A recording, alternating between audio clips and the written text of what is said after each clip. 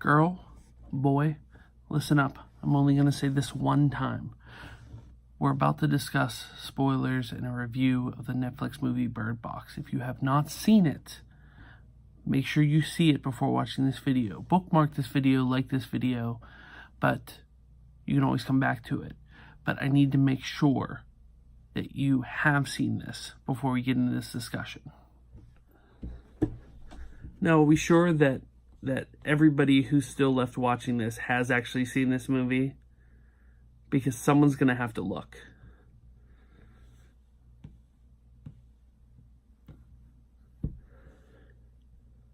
Oh, good. Okay, it's just you.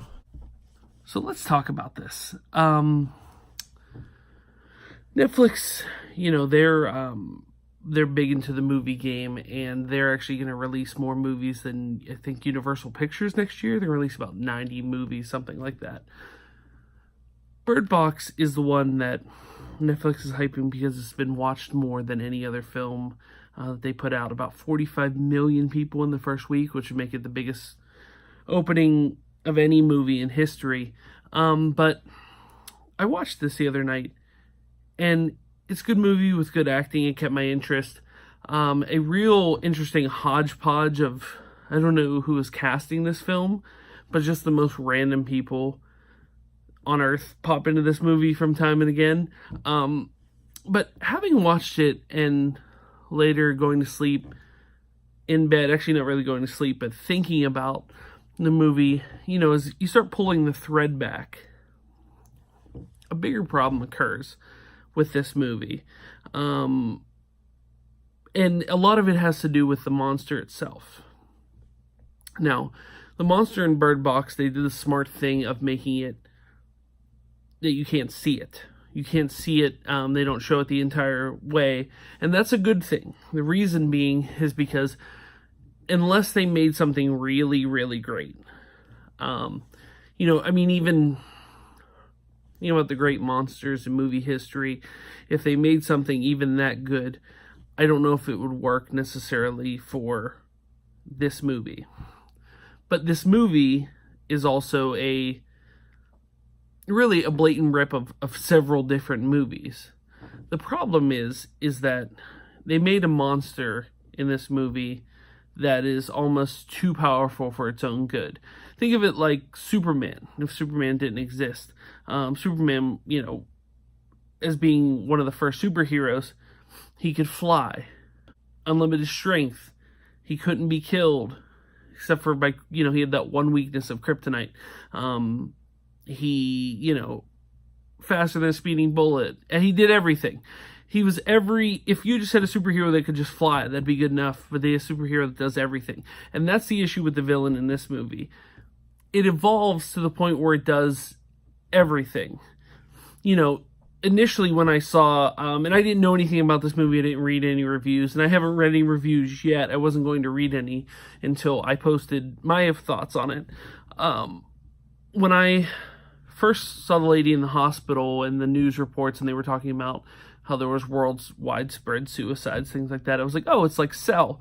If any of you are familiar with Stephen King's book and the not so great movie that came with it, starring John Cusack and Samuel L. Jackson, Stephen King had a book called Cell, to which cell phone signals sent out this signal that turned people into basically like zombies almost. They started attacking other people. So right out of the gate, I was like, oh, it's kind of like a Cell ripoff.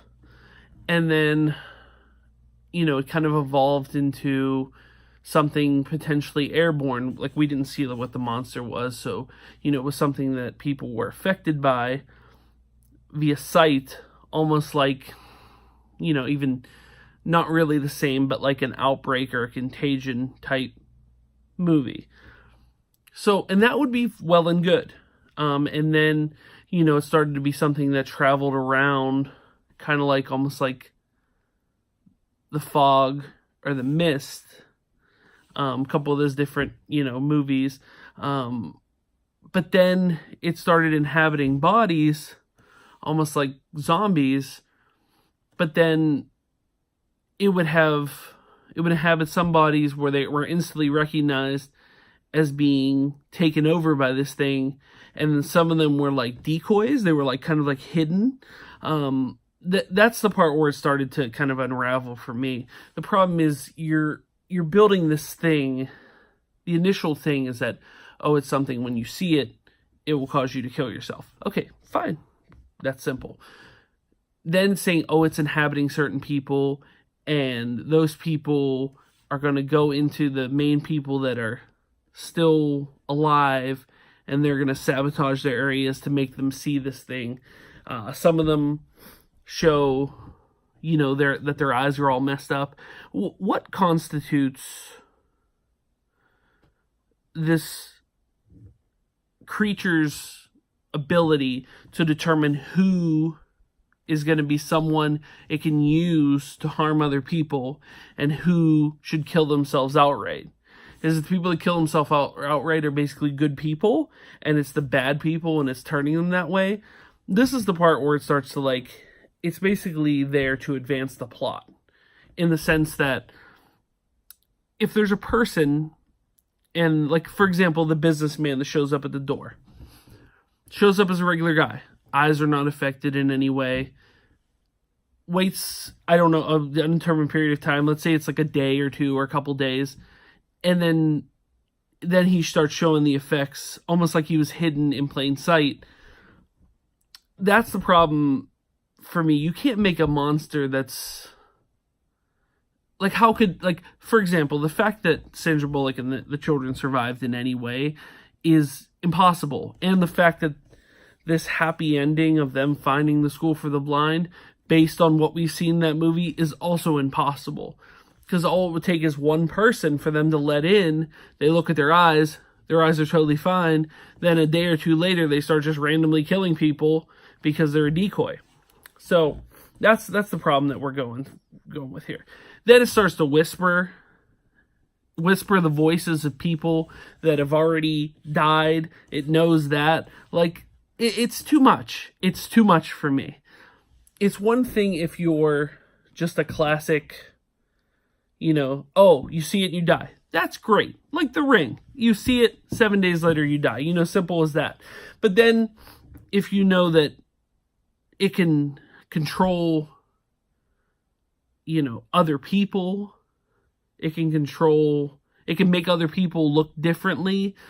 It can make those other people, it can sound like people that have been killed that were important to you. There's too many things. That's the problem I have with that. And it seems like the only purpose of it doing that is just to advance the plot of the movie. Not really for any, we're not explained that it's a government conspiracy, and it can't be, because it's, starts whispering voices of people that only the person who knew them, which, I mean, you can't really say it's, some supernatural thing, but there's no purpose. They never really explain, which it's fine that they don't show the monster, but they never also explain the purpose of it. It just happens, and they don't necessarily have to explain it, but it just happens, and then, the movie goes along, and then, they get to the end and it's done.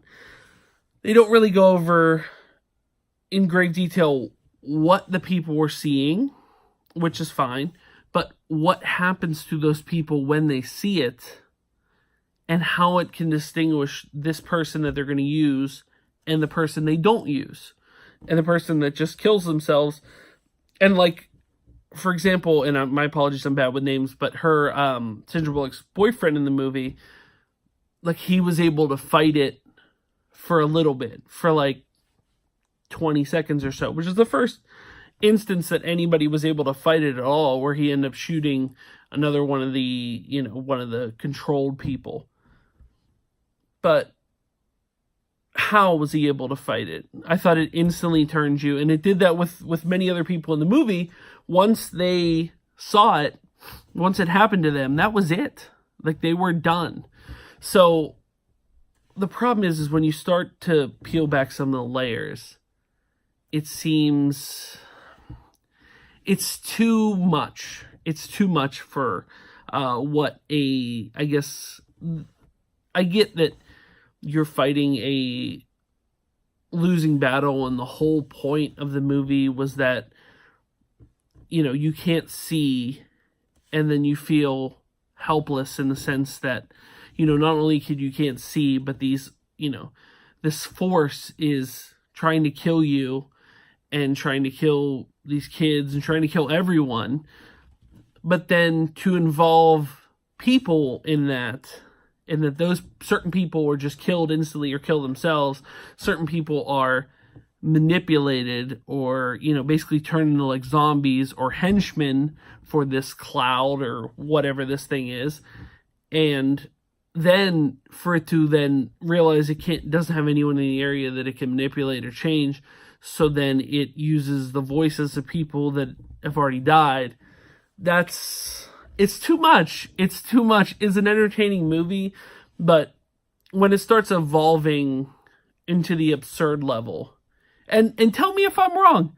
Leave a comment and tell me if I'm wrong. Tell me if you weren't thinking the exact same thing I was. Or, look, I'm not saying the movie's not entertaining. I'm not saying that acting wasn't good. I'm not saying everybody's part of the hodgepodge cast they threw together, wasn't bad. I didn't have any complaints about any of them. I like seeing John Malkovich again. I think he needs to be in more things. He's incredible. They had Machine Gun Kelly in there for some random reason. And the cop lady that was she was in the academy. And that was the other thing. So they were part of the group. There was no issue other than the fact that Sandra Bullock walked in on them getting down at one point. No other beef with the group. And there was even beef then. They didn't stop. So then they just steal the car and leave for no reason. I get maybe this is more fleshed out in the book, but you never see them again. And what did they think they were going to do? I guess maybe I'm looking too far into this, but what did those people think they were going to do? Just them two stealing a car. They knew they were leaving the other people to die, basically. But what was their benefit of then abandoning all those people? Is it because they thought they were going to run out of food or slowly die or what? I guess what was the game plan? I'm fascinated by that. But you let me know if you had any of these thoughts while we were watching Bird Box. I didn't mind that it was an R8 movie. Maybe a little overhyped, given the fact that, all these millions of people watch it and all these memes and all these things that are coming out for it. Like I said, not a bad movie, but when you make a villain, creature, monster that kills you, but then can kill you in so many different ways, and the fact that you can't see. I get that they want to make you feel like at the lowest point, like there's no chance she's going to be able to get through this. I understand that, but at some point, stick with what it is. It's either, an airborne thing, a zombie thing, or it's, that these people are going to come attack you. But the whisper thing, how much can it do? I get that it's, supernatural, but stick with one or two or anything. Like the whole movie, okay. It surrounds the car when they're heading to the grocery store. It surrounds it so much that it turns on the collision detection system.